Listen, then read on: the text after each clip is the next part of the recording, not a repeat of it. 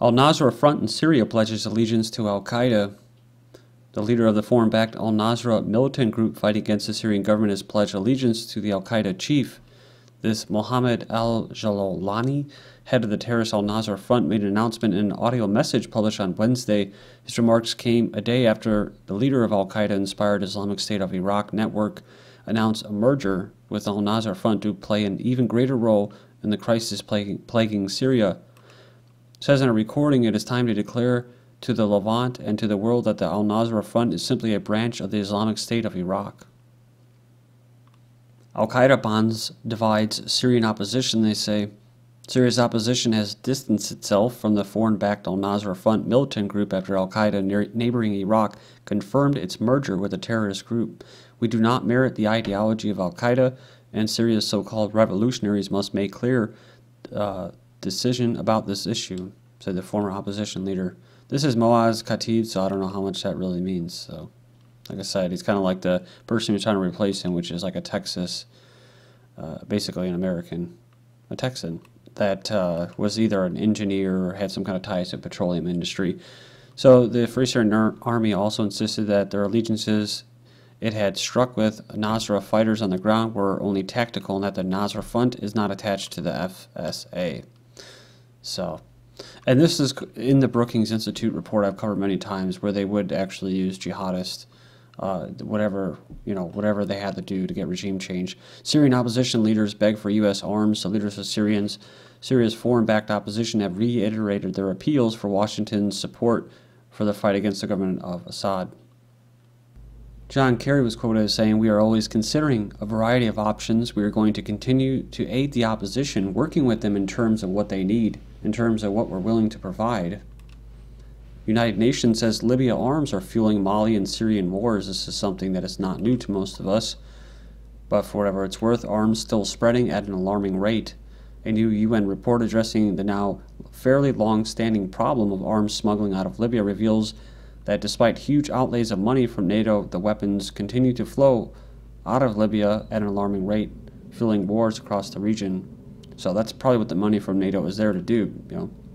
Remember when Gaddafi was getting taken down? At least that's what we saw, was the images of Gaddafi being, surrounded by a group of people that basically beat him and stuff, and you had a NATO soldier on the side monitoring the whole thing. So this is all NATO operations. Just like the whole Benghazi thing. What were they doing? Well, they were caught. They were basically taken down. The ambassador and that taken down, and the CIA taken down by the same terrorists that they were funding. So, like I said before, Libya is a arms smuggling state. They needed that to export not just weapons but also jihadists from Libya and into Syria. And Western intelligence agencies are monitoring and managing the whole operation.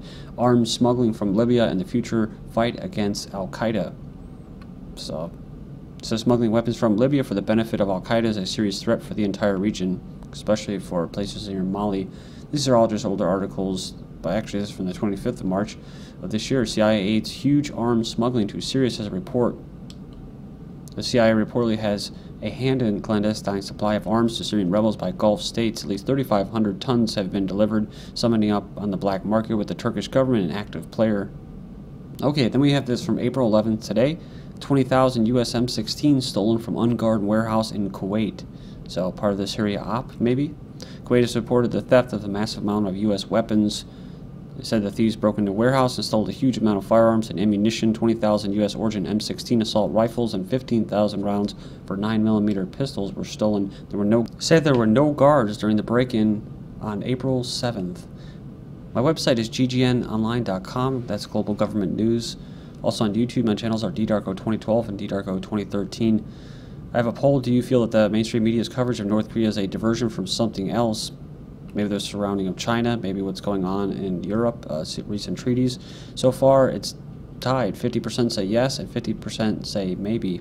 The West aims to strengthen moderate rebels as Islamists take center stage and fight against Assad by providing them with extra aid. Western powers at the G8 summit are hoping to keep moderate forces at the heart of the Syrian rebel movement as radical religious groups threaten to take over the uprising against Assad. So we see this time and time again before. So What are they going to have to do? They're going to have to go in there and take out the monster that they created. Imminent increases in non-lethal aid, which can, however, include items such as body armor, high-tech battlefield gadgets like night vision goggles and uniform, were much discussed at the two-day London meeting. So, Iraq inspects third Iranian plane this week. Nothing found as before, despite U.S. demands for ban.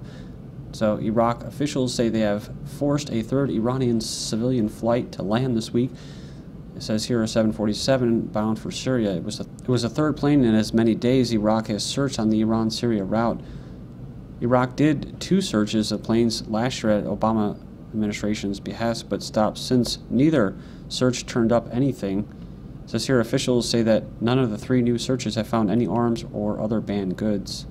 Not a big surprise, Iran criticizes Iraq for inspecting Iranian plane. The foreign minister said the move is a violation of international law. However, he noted that the inspection of Iranian planes has disproved the claim that Iran is sending arms to Syria.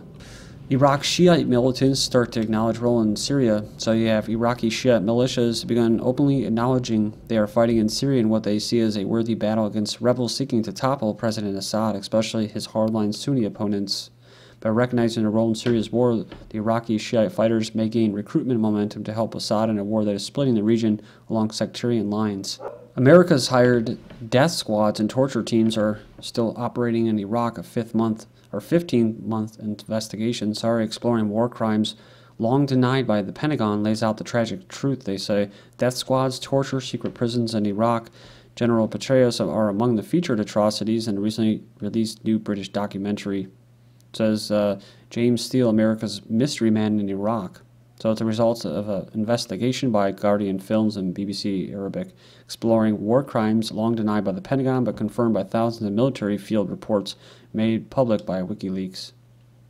So this is a part of the plan is to fragment Syria, and this is the main aid that they're gonna give these surrounding countries. They're gonna give a lot of money to the countries surrounding them to take in these refugees that are being created on purpose. Turkey building refugee camps for Syrian Christians and Kurds. Turkey is building 2 camps along its far southeastern border with Syria to house a growing number of refugees from Syrian minority groups, mainly Syrian Christians as well as ethnic Kurds. Then we have second camp for Syrian refugees opens in Jordan. I think the United States just gave them a bunch of money too. So, struggling to cope with the influx of Syrian refugees, Jordan on Wednesday opened a second camp for Syrians fleeing the civil war at home. Again, civil war at home. These are foreign, mostly Sunni fighters. So, a civil war would infer that it was people inside Syria fighting each other, but it doesn't seem to be that. I mean, yeah, there is an opposition against Assad, but I think it's pretty well known now that they're a very small minority. And that the whole, quote, opposition has been hijacked. So it's an invasion. That's what it should be called. And terrorists to soon be defeated in Syria. Iran's deputy foreign minister has said that the terrorists will soon meet defeat in Syria. The people of the world will soon witness the defeat of the foreign intruders and terrorists in this important country of the axis of resistance against the Zionist regime of Israel. Called foreign intruders, the main parties responsible for bloodshed and insecurity in Syria. He said here that the wrong and inefficient military and security course of action has not borne fruit and will definitely not bear fruit, i.e. regime change and running pipelines and that acquiring resources and trades and negotiations. Israel favors al-Qaeda over Assad. They say the regime will not fall soon. Israel ruled out on Tuesday that the Syrian regime would fall anytime soon, pointing out that Israel did not favor Assad over al-Qaeda as the first formed an axis of extreme evilness. So they're speaking to the head of the Security Bureau of the Zionist Defense Ministry, Amos Jalad, indicated that the deterioration in Syria has allowed groups such as al-Qaeda to establish itself in the country, yet highlighted that he did not favor Assad because he is in the axis of extreme evil. And I watched a video with Assad most recently. It was being interviewed, I believe, in Damascus, in Syria, by 2 Turkish journalists. I want to say it was a hit piece. They were at least respectful on how they were doing it, but they were both kind of attack questions, and basically what Assad was saying was that you had it was pretty obvious that there was some kind of collusion that was going on in Jordan and in Israel and in Turkey, especially Turkey. He says that Iraq doesn't really, that they haven't really been a thorn in their side, basically, but there's not really much that they can do, probably because they have a big spotlight on them by the West. You know, that's why they're probably pulling over these planes. But then it's interesting that you have these Iraqi Shiites joining to help the Syrian government as well. So, but he really, I mean, these are Turkish journalists, and he was just basically, he said that Erdogan was, that he has never spoke one word of truth since the beginning of this whole thing, and that Turkey was at the head of aiding these terrorists. On the Zionist entity's relation with Turkey, Jalad considered that reconciliation agreement between both parts was important due to Iran's nuclear situation. Turkey has been enemies with Iran or Persia for 1,000 years. Turkey cannot allow them to arm themselves with nuclear weapons, and Turkey is not ready for Iran to go nuclear either. So, Assad also said that Erdogan, even though his people have an invested interest to maintain peace with Syria and not to fuel the fires, so to speak, that he's doing it for his own political reasons. So, Israel and Cyprus to hold joint military exercise. Israel will send warships to the Eastern Med for a joint military exercise with Cyprus. Where do you think this is over? It's over the security of the gas companies. Yay! Turkey, which does not recognize Greek Cyprus as a sovereign country, strongly objects to natural gas exploration being conducted by Cyprus in the Mediterranean. That's because they want a peace of the action. U.S. allies plan large-scale Gulf naval exercise, 30 nations to gather for a mine-sweeping ship escorting drill. Previous exercises held amid volley of Israeli-Iran war threats. So this may have something to do with Russia deploying 30 warships and that. Qatar grants Egypt extra $3 billion in financial aid. The Qatari Prime Minister announced on Wednesday it will grant Egypt an extra $3 billion in financial aid. So Qatar, yeah, they're behind a lot what's going on in Syria. Again, they want to lay natural gas pipelines to compete with probably Russia and possibly Israel. So, but they're broke, man. Egypt's, I mean, they're just completely propped up by the IMF, World Bank, and these foreign countries giving them loans. U.S. sends Egypt 140,000 tear gas canisters to use on peaceful protesters. So that's, you know, they're doing this to back their Muslim Brotherhood proxy. So when people are protesting against high prices, which is usually what started off, especially like in Tunisia and places like that, they'll be ready to clamp down. So, and people, you know, trust me, I know that not all, I don't want to say all of these groups don't have legitimate concerns, whether it's Muslim Brotherhood, Taliban, they do have legitimate concerns. They're trying to fight the empire from coming in their countries and destroying their culture. I understand that. But it just sucks that every single opposition group has been co-opted or infiltrated. So that needs to be said.